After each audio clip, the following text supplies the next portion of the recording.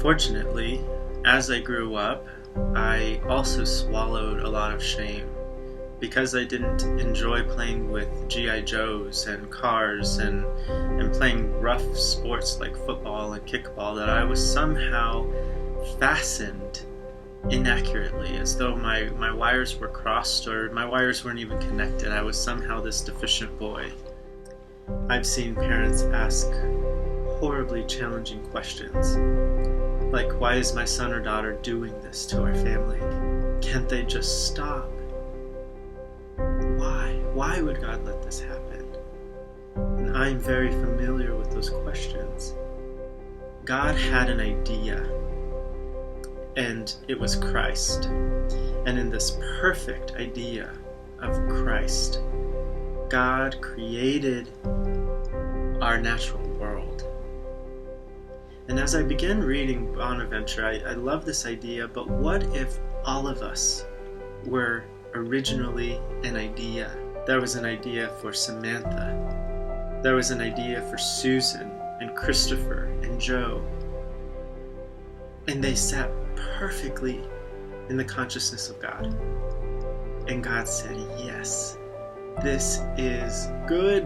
God's consciousness, as it's pushed out into the world, it becomes tainted with self-criticism, subtle messages and overt messages. Reclaiming that original idea in its perfect form, Isaac, Archuleta, Christopher, Samantha, getting back to the original I am the I am, that I am God's consciousness in its perfect form. And I began saying, I'm so feminine, I'm so damaged. Why do I want to want these things? Why do I want to be this version of man? And my therapist gently kind of calmed me down, and he said, Isaac, who created the pink rose? And then he used the strategic word on purpose. He said, God was the original designer. And when you are being authentic and you're demonstrating the complexity, when you're demonstrating diversity, what if you're being your Father's son in those moments more than ever?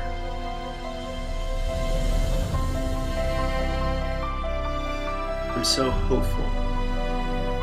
My one goal is that when people leave,